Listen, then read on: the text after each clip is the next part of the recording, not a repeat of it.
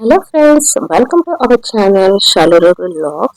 ಇವತ್ತಿನ ಈ ವಿಡಿಯೋದಲ್ಲಿ ನಾನು ಯಾವುದೇ ರೀತಿಯಾದಂತಹ ಅಕ್ಕಿ ಬಳಸದೆ, ಅವಲಕ್ಕಿ ಬಳಸದೆ ಸಾಫ್ಟ್ ಆಗಿ ತುಂಬಾ ಮೃದುವಾಗಿ ಇಡ್ಲಿಯನ್ನ ಯಾವ ರೀತಿಯಾಗಿ ಮಾಡೋದು ಅಂತ ಹೇಳ್ಕೊಡ್ತೀನಿ. ಪೂರ್ತಿಯಾಗಿ ವಿಡಿಯೋ ನೋಡಿ.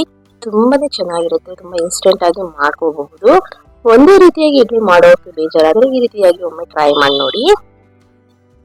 ಮೊದಲಿಗೆ ಒಂದು ಪಾತ್ರೆಯಲ್ಲಿ 2 ಕಪ್ ಅಷ್ಟು ಪುರಿಯನ್ನ ತಗೊಂಡಿದ್ದೀನಿ. ಮಂಡಕ್ಕಿ ಅಂತಾರಲ್ವಾ, ಅದನ್ನ ತಗೊಂಡಿದ್ದೀನಿ. ಇದನ್ನ ಒಂದು 2 ರಿಂದ 3 ಸಾರಿ ಚೆನ್ನಾಗಿ ವಾಶ್ ಮಾಡಿಕೊಂಡು ಸ್ವಲ್ಪ ಹೊತ್ತು ನೀರಲ್ಲಿ ಬಿಟ್ರೆ ಅದು ಫುಲ್ ಮೆತ್ತಗಾಗ್ಬಿಡುತ್ತೆ.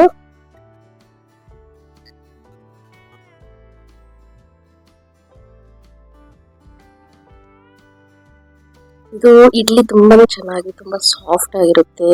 ಬೇಗನೆ ಮಾಡ್ಕೋಬಹುದು. ನಿಮ್ಗೆ ಏನಾದ್ರು ಒಂದ್ಸರಿ ಇಡ್ಲಿ ತಿನ್ಬೇಕು ಅನ್ಸಿದ್ರೆ ಈ ರೀತಿಯಾಗಿ ಒಮ್ಮೆ ಮಾಡ್ಕೊಂತೀನಿ. ಬಹಳನೇ ಚೆನ್ನಾಗಿರುತ್ತೆ. ಈಗ ಅದು ಫುಲ್ಲು ನೆಂದಿದೆ. ಈಗ ಅದನ್ನ ಒಂದು ಮಿಕ್ಸಿ ಜಾರಲ್ಲಿ ಹಾಕೊಂತಾ ಇದ್ದೀನಿ. ಇನ್ನೂ ನಮ್ಮ ಚಾನೆಲ್ನ ಯಾರು ಸಬ್ಸ್ಕ್ರೈಬ್ ಮಾಡ್ಕೊಂಡಿಲ್ಲ ದಯವಿಟ್ಟು ಮಾಡ್ಕೊಳ್ಳಿ, ನನಗೆ ಸಪೋರ್ಟ್ ಮಾಡಿ. ಈಗ ಇದನ್ನ ಈ ರೀತಿಯಾಗಿ ಗ್ರೈಂಡ್ ಮಾಡ್ಕೊಂತಾ ಇದ್ದೀನಿ. ಈಗ ಗ್ರೈಂಡ್ ಮಾಡ್ಕೊಂಡಿರುವಂತಹ ಪುರಿಯ ಪೇಸ್ಟ್ ಏನಿದೆಯಲ್ಲ ಅದನ್ನ ಒಂದು ಪಾತ್ರೆಯಲ್ಲಿ ಹಾಕೊಂತಾ ಇದ್ದೀನಿ.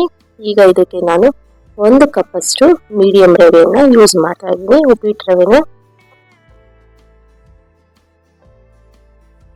ನಂತರ ಇದಕ್ಕೆ ನಾನು 1 ಕಪ್ ಅಷ್ಟು ಮೊಸರನ್ನ ಹಾಕ್ತಾ ಇದ್ದೀನಿ. ಈಗ ಎಲ್ಲವನ್ನು ಹಾಕಿ ಒಮ್ಮೆ ಚೆನ್ನಾಗಿ ಮಿಕ್ಸ್ ಮಾಡ್ಕೊಳ್ಳೋಣ.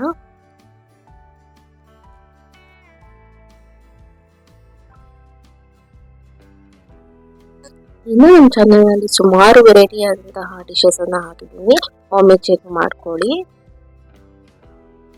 ಹಾಗೆ ಎಲ್ಲ ವಿಡಿಯೋಸ್ಗಳನ್ನ ಪೂರ್ತಿಯಾಗಿ ನೋಡಿ. ಅಷ್ಟರಲ್ಲಿ ನಾನು ಸ್ವಲ್ಪ ಹೊತ್ತು ನೆನೆಯೋಕೆ ಬಿಟ್ಟು ಚಟ್ನಿಯನ್ನ ಮಾಡಿಕೊಂಡೆ. ಈಗ ನೋಡ್ತಾ ಇರ್ಬೋದು, ಒಂದು 5 ನಿಮಿಷ ಇದನ್ನ ಚೆನ್ನಾಗಿ ನೆನೆಯೋದಕ್ಕೆ ಬಿಟ್ಟಿದೆ.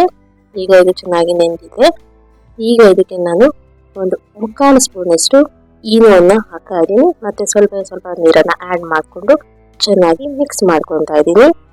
ನಿಮ್ಗೆ ಇಲ್ಲಿ ಈನೋ ಇಷ್ಟ ಇಲ್ಲ ಅಂದ್ರೆ ನೀವು ಬೇಕಿಂಗ್ ಸೋಡಾ ಸಹ ಹಾಕೋಬಹುದು. ಇದು ನಾವು ಇನ್ಸ್ಟೆಂಟ್ ಆಗಿ ಮಾಡೋದ್ರಿಂದ ಈನೋನ ಹಾಕಬೇಕಾಗುತ್ತೆ, ಇಲ್ಲ ಸೋಡಾ ಆದ್ರೂ ಹಾಕೋಬಹುದು. ಈ ರೀತಿಯಾಗಿ ನಾನು ಕಪ್ಗಳನ್ನ ತಗೊಂಡಿದ್ದೀನಿ. ಕಪ್ಗೆ ಸ್ವಲ್ಪ ಎಣ್ಣೆಯನ್ನು ಹಚ್ಬಿಟ್ಟು ಕಪ್ಪಲ್ಲಿ ನಾನು ಇಡ್ಲಿಯನ್ನ ಮಾಡ್ಕೊತಾ ಇದ್ದೀನಿ. ನೀವು ಬೇಕಿದ್ರೆ ನಾರ್ಮಲ್ ನಿಮ್ಮ ಹತ್ರ ಇಡ್ಲಿ ಸ್ಟ್ಯಾಂಡ್ ಇದ್ರೆ ಇಡ್ಲಿ ಪಾತ್ರೆಯಲ್ಲಿ ಸಹ ಮಾಡ್ಕೋಬಹುದು. ಯಾವಾಗಲೂ ಒಂದೇ ರೀತಿಯಾಗಿ ಮಾಡೋ ಬದಲು ಈ ರೀತಿಯಾಗಿ ಡಿಫ್ರೆಂಟ್ ಆಗಿ ಮಾಡಿದ್ರೆ ಸ್ವಲ್ಪ ಡಿಫ್ರೆಂಟ್ ಆಗಿ ಕಾಣುತ್ತೆ. ಮತ್ತೆ ನಾವೇನೋ ಒಂದು ಡಿಫ್ರೆಂಟ್ ಆಗಿ ಟ್ರೈ ಮಾಡಿದ್ವಿ ಅಂತ ಮನೆಯಲ್ಲೂ ಸಹ ಇಷ್ಟಪಡ್ತಾರೆ ಅಲ್ವಾ. ಈ ರೀತಿಯಾಗಿ ನಾನು ಒಂದು ಅರ್ಧಕ್ಕಿಂತ ಸ್ವಲ್ಪ ಜಾಸ್ತಿ ಅಷ್ಟು ಹಿಟ್ಟನ್ನ ಹಾಕ್ತಾ ಇದ್ದೀನಿ. ಒಂದು 3/4 ಭಾಗದಷ್ಟು ಹಾಕ್ತಾ ಇದ್ದೀನಿ. ನೀವು ಬೇಕಾದ್ರೆ ಒಂದು ಅರ್ಧ ಭಾಗದಷ್ಟು ಹಾಕೊಳ್ಳಿ.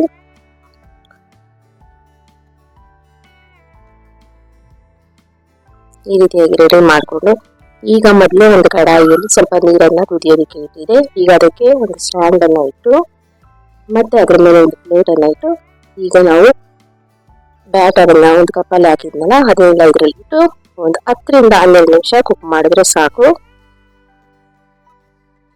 ನೋಡ್ತಾ ಇರ್ಬೋದು ಎಷ್ಟು ಚೆನ್ನಾಗಿ ಬರುತ್ತೆ ಅಂತ. ನೀವು ಜಸ್ಟ್ ಈ ರೀತಿಯಾಗಿ ಕಪ್ಪನ್ನು ಈ ರೀತಿ ಉಲ್ಟಾ ಮಾಡಿದ್ರೆ ಸಾಕು, ಅಷ್ಟು ಚೆನ್ನಾಗಿ ಬರುತ್ತೆ. ಎಲ್ಲೂ ಸಹ ಅಂಟ್ಕೊಳ್ಳೋದಿಲ್ಲ. ಎಷ್ಟು ಸಾಫ್ಟ್ ಆಗಿರುತ್ತೆ ಅಂದ್ರೆ ಇಲ್ಲಿ ಒಂದ್ಸರಿ ಟ್ರೈ ಮಾಡಿ ನೋಡಿ, ತುಂಬಾನೇ ಇಷ್ಟಪಡ್ತೀರಾ. ನಾನು ಇದಕ್ಕೆ ಕಡಲೆಕಾಯಿ ಚಟ್ನಿಯನ್ನ ಮಾಡಿದೆ. ನೀವು ಬೇಕಾದ್ರೆ ಇದಕ್ಕೆ ಸಾಗು ಮಾಡ್ಕೋಬಹುದು, ಇಲ್ಲಾಂದ್ರೆ ಸಾಂಬಾರ್ ಮಾಡ್ಕೋಬಹುದು, ಕಾಯಿ ಚಟ್ನಿ ಯಾವ್ದಾದ್ರು ಮಾಡ್ಕೊಂತೀನಿ. ಎಲ್ಲದಕ್ಕೂ ತುಂಬಾನೇ ಚೆನ್ನಾಗಿರುತ್ತೆ. ನೋಡ್ತಾ ಇರ್ಬೋದು ಎಷ್ಟು ಸಾಫ್ಟ್ ಆಗಿದೆ ಅಂತ.